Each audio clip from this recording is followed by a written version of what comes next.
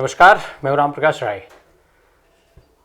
इस समय चुनाव को लेकर के जो तैयारियां चल रही हैं उसके हिसाब से एक तरफ भारतीय जनता पार्टी जहां अपने पुराने एजेंडे को लेकर के आगे बढ़ती हुई दिखाई दे रही है, वो लगातार बार बार सनातन और ऐसे मुद्दों पर ही अपना ध्यान केंद्रित करती हुई दिख रही है। वहीं दूसरी तरफ कांग्रेस जो है वो राज्यों की विधानसभा चुनाव के साथ साथ लोकसभा चुनाव के मद्देनजर मुद्दों के साथ और तमाम नई चीज़ों को जोड़ने का भी काम कर रही है। रणनीतियां उनकी जो है वो लगातार बदलती जा रही हैं। एक एक करके वो राज्यवार अपनी रणनीतियों को सामने ला रहे हैं, राज्यवार रणनीतियों को लेकर के जो आगे बढ़ रहे हैं और उसी क्रम में वो लोकसभा की रणनीतियों को भी बनाने और उसे मजबूत करने का काम करते हुए देखे जा रहे हैं। इस समय की जो हालात है, खास करके कर्नाटक में विधानसभा चुनाव जीतने के बाद, वहां पर सरकार बनाने के बाद कांग्रेस के निशाने पर सीधे सीधे जो है वो 5 राज्य आ गए हैं जिनके चुनाव इस साल होने हैं। इसमें मध्य प्रदेश, छत्तीसगढ़, राजस्थान, तेलंगाना और मिजोरम है।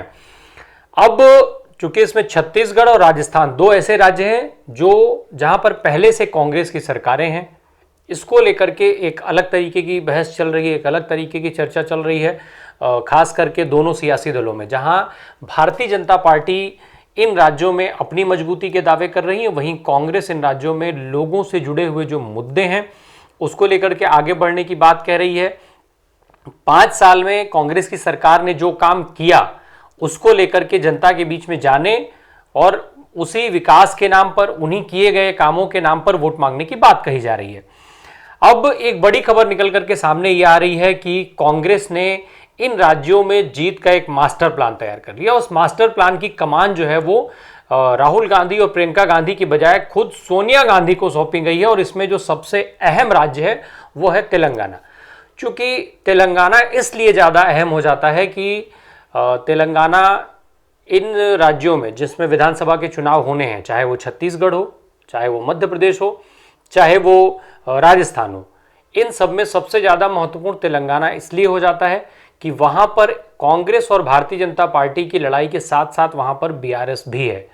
बीआरएस की वहाँ पर सरकार है और सरकार होने के नाते एक तरफ जहाँ बीआरएस इंडिया गठबंधन से फिलहाल अभी अपने को दूर रखे हुए है, वहीं दूसरी तरफ वो बार बार वहाँ पर राज्य में सत्ता में वापसी का अपना दावा भी कर रहे हैं, कांग्रेस को तमाम मुद्दों पर घेरने की कोशिश भी करते हैं।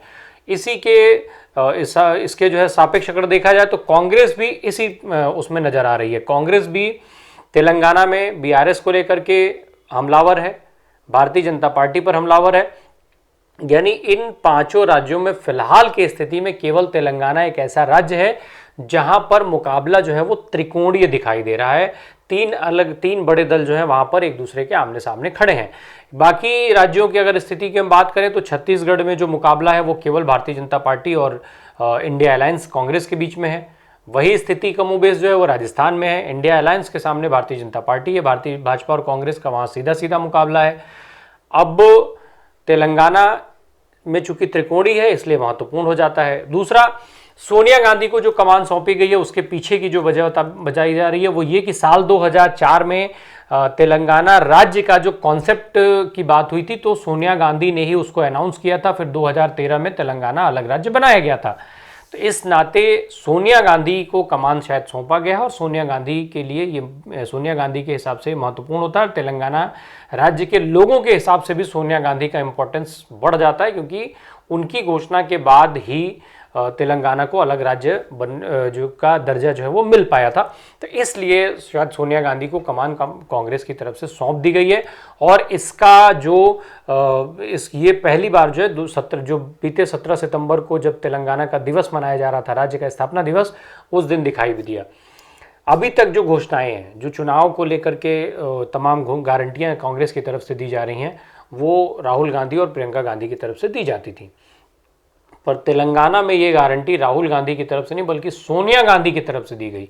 17 सितंबर को जो रैली हुई, जो जनसभा हुई वहाँ पर कांग्रेस पार्टी की तेलंगाना में, उसमें सोनिया गांधी ने 6 गारंटियों की बात कही। इस वजह से ये चीज़ें महत्वपूर्ण हो जाती हैं क्योंकि सोनिया गांधी का स्थापना में एक अहम रोल रहा है, तेलंगाना के बनने में एक अहम रोल रहा है। अब इसके साथ साथ दूसरा जो प्लान है इनका वो ये कि जो टीम कर्नाटक में काम कर रही थी कांग्रेस की रणनीति बनाने का, कांग्रेस की नीतियों को बनाने का, वहाँ चाहे मैनिफेस्टो हो, कोऑर्डिनेशन हो, या चुनाव प्रचार में किस तरीके से पार्टी उतरेगी, क्या क्या माध्यम होंगे, इन सब में जो महत्वपूर्ण भूमिका निभा रही थी जो पूरी टीम, उस टीम की तैनाती मध्य प्रदेश और तेलंगाना में कर दी गई है। मध्य प्रदेश में उस टीम की तैनाती पहले की गई थी, अब वो टीम तेलंगाना में पूरी तरीके से काम करना शुरू कर चुकी है। जो उस टीम के सबसे बड़े प्लेयर थे सुनील कानुगोल, वो अब तेलंगाना में बैठना शुरू कर देंगे। बैठने की लिए उनकी बात हो गई है कि वो वहाँ पर बैठेंगे। इस साफ इस तरीके की खबरें लगातार आ रही हैं। यानी सुनील कानुगोल के तेलंगाना में बैठने के बाद निश्चित तौर पर तेलंगाना में कांग्रेस की जो स्थिति है, जो चुनाव प्रचार का उनका सिस्टम है, जो रणनीति है, वो पूरी तरीके से उसमें एक बदलाव दिखाई देगा। जिस तरीके से आक्रामकता कर्नाटक विधानसभा के चुनाव में देखा गया था, कुछ उसी तरीके के नज़ारे अब तेलंगाना में दिखाई देना शुरू हो जाएंगे। और खबर ये भी है कि मैनिफेस्टो को लेकर के वहाँ पर काम शुरू हो चुका है, कोऑर्डिनेशन को लेकर के काम शुरू हो चुका है। तो ये जो काम है वो कानुगोल के बैठने के साथ ही साथ शुरू भी हो चुके हैं। मध्य प्रदेश में जो इनकी नीतियां हैं उसके हिसाब से पहले से ही वहां पर ये कानुगोल की टीम काम कर रही है। अब कर्नाटक का जो हिसाब किताब है, कर्नाटक की टीम और कर्नाटक का नेतृत्व इसलिए भी तेलंगाना के लिए महत्वपूर्ण हो जाते हैं क्योंकि कर्नाटक सीमा से तेलंगाना की 4 जिलों की सीमाएं लगी हुई हैं बिल्कुल, और उन 4 जिलों में विधानसभा की 13 सीटें आती हैं। इसलिए ये खासा अहम हो जाता है और शायद यही वजह है कि अभी जब 17 सितंबर की रैली थी उसमें डीके शिव कुमार मौजूद रहे। डीके शिव कुमार ने बेहद आक्रामक तौर पर बातें भी की थी और साफ उन्होंने ये कहा था बिल्कुल स्पष्ट रूप में कि तेलंगाना का चुनाव जीतना ही कांग्रेस का एकमात्र एजेंडा है। और इतना ही नहीं, खबर यह भी है कि डीके शिव कुमार को बहुत जल्द तेलंगाना का प्रभार भी सौंप दिया जाएगा, पूरी तरीके से उनको कमान दे दी जाएगी।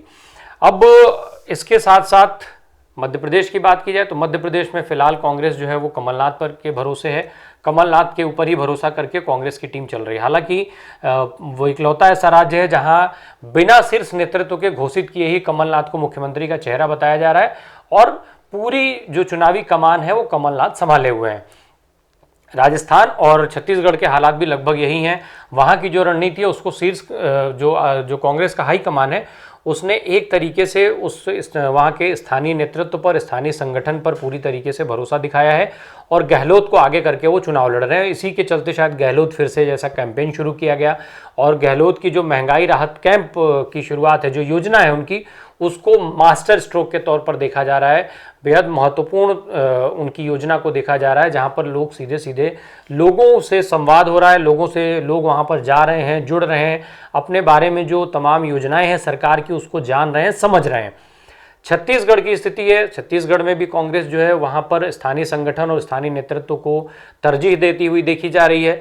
भूपेश बघेल को चेहरा घोषित ऑलरेडी किया जा चुका है। भूपेश बघेल के नेतृत्व में वहाँ चुनाव लड़ने की बात साफ हो चुकी है कि कांग्रेस उनके नेतृत्व में चुनाव लड़ रही है और वहाँ जो है भूपेश हैं तो भरोसा है जैसा कैंपेन कांग्रेस की तरफ से चलाया जा रहा है। साथ ही साथ जो उनकी भेंट मुलाकात का जो कैंप जो लगा रहे हैं वो भी खासा चर्चा में है, चूँकि उस भेंट मुलाकात कैंप में मुख्यमंत्री मौजूद रहते हैं, आम जनता वहां पर आती है और तमाम अपनी योजनाओं को ऐसे सोशल मीडिया पर तमाम वीडियो ऐसे वायरल हो रहे हैं तेज़ी से, जिसमें स्कूल की छात्राओं से लेकर के तमाम छात्र और दूसरे जो सामान्य जीवन से जुड़े हुए लोग हैं वो अपनी ज़रूरत की योजनाओं को सीधे मुख्यमंत्री से इंटरेक्ट करके और बता पा रहे हैं, मांग कर पा रहे हैं।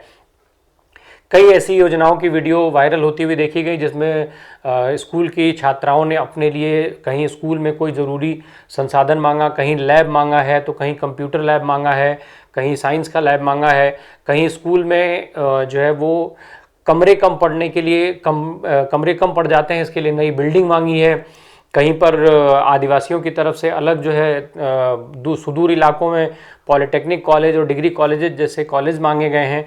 और लगे हाथ महत्वपूर्ण ये हो जाता है कि मुख्यमंत्री तुरंत इन योजनाओं की स्वीकृति भी कर रहे हैं, घोषणा कर देते हैं तुरंत कि ये योजनाएं शीघ्रातिशीघ्र लागू होंगी। और खबर ये आ रही है कि कांग्रेस की जो वहाँ पर सरकार है वो बहुत तेज़ी से उस पर काम शुरू कर दे रही है, उसके प्रस्ताव से लेकर के और आगे बढ़ाने का काम उसमें। तो ये बहुत महत्वपूर्ण हो जाते हैं इस तरीके से। और राजस्थान के दृष्टिकोण से जो सबसे बड़ी समस्या जिसको बताया जाता था, जो उनकी गुटबाजी थी, जो आपसी मनमुटाव था, वो समस्या वहाँ पर पूरी तरीके से ख़त्म हो जाना भी कांग्रेस की एक बड़ी उपलब्धि के तौर पर देखा जा रहा है। क्योंकि चुनाव में लगातार ये देखा जाता था कि चुनाव के समय पर एक बड़ी मनमुटाव की खबर आती थी, बड़ा जो है वो एक टकराव होता था नेतृत्व में, और उसका फ़ायदा भारतीय जनता पार्टी को मिलता था। पर इस बार ये चीज़ें नहीं हैं, तो इसका भी फ़ायदा अब कांग्रेस के पक्ष में जाता हुआ दिखाई दे रहा है। तो ये जो मास्टर प्लान है कांग्रेस का अपनी जीत को लेकर के राज्यों के विधानसभा चुनाव के मद्देनजर, और फिर इसी क्रम में लोकसभा चुनाव, चूंकि ये जो राज्य हैं इन राज्यों में लोकसभा की लगभग 100 सीटें आती हैं। इन 100 सीटों में अगर हम वर्तमान आंकड़े पर नज़र डालें तो मात्र 5 सीटें कांग्रेस के पास हैं। कांग्रेस के हिस्से में केवल 5 सीटें आती हैं 100 सीटों में से, यानी 95 सीटों का ऑप्शन खुला हुआ है। चूँकि कर्नाटक में अब सरकार बदल चुकी है, 28 सीटें वहाँ पर हैं, 25 भारतीय जनता पार्टी के पास हैं, लेकिन भारतीय जनता पार्टी के लिए अब वहाँ पर संघर्ष की स्थिति बन गई है, ये खबर लगातार आ रही है। राजस्थान में 25 सीटें हैं लोकसभा की, 25 की 2500 सीटें भारतीय जनता पार्टी के पास हैं। हालांकि 2018 में कांग्रेस की सरकार बन गई थी, पर अब कहा जा रहा है कि तब और अब में माहौल में अंतर आ चुका है। हालांकि विधानसभा और लोकसभा चुनाव के परिणाम अलग अलग होते हैं, पर सरकार की नीतियों के चलते बताया जा रहा है कि वहाँ पर स्थितियों में काफ़ी परिवर्तन आ चुका है। कमोबेश यही स्थिति जो है वो तेलंगाना में है, 17 सीटें आती हैं, 3 कांग्रेस के हिस्से में हैं, तो वहाँ पर भी अब स्थिति में परिवर्तन बताया जा रहा है। और चुनाव जो है वो काफ़ी महत्वपूर्ण हो जाएगा ऐसे में, जब 95 सीटों का एक बड़ा ऑप्शन कांग्रेस के सामने है लोकसभा चुनाव के मद्देनज़र, और न केवल कांग्रेस बल्कि इंडिया अलायंस के सामने। इसके अलावा कांग्रेस का ये प्लान जो है इसलिए भी और महत्वपूर्ण हो जाता है कि कांग्रेस ये जानती है, ये स्पष्ट हो चुका है कि अगर इन राज्यों में कांग्रेस पार्टी को जीत मिलती है, अगर इन राज्यों में के विधानसभा चुनाव को कांग्रेस जीतने में सफल हो जाती है, कांग्रेस अपनी सरकार बनाती है, तो फिर इंडिया गठबंधन के अंदर कांग्रेस का दावा बहुत मजबूत हो जाएगा। और उस मजबूती की स्थिति को कांग्रेस समझती है, कांग्रेस के लोग समझते हैं, और शायद यही कारण है कि इतना पहले से ही इतनी लगातार रणनीतियां बनाई जा रही हैं, लगातार नेताओं के दौरे हो रहे हैं, और इन सब के बीच में जो सबसे बड़ा फैक्टर है राहुल गांधी, जो हर रोज़ एक नया टास्क लेकर के सरकार, भारतीय जनता पार्टी और प्रधानमंत्री नरेंद्र मोदी के सामने खड़े होते हैं, वो एक अलग चुनौती बने हुए हैं। देखना ये होगा कि इन चुनौतियों का भाजपा कैसे सामना कर पाती है, और कांग्रेस का ये जीत का मास्टर प्लान कितना कामयाब हो पाता है। धन्यवाद।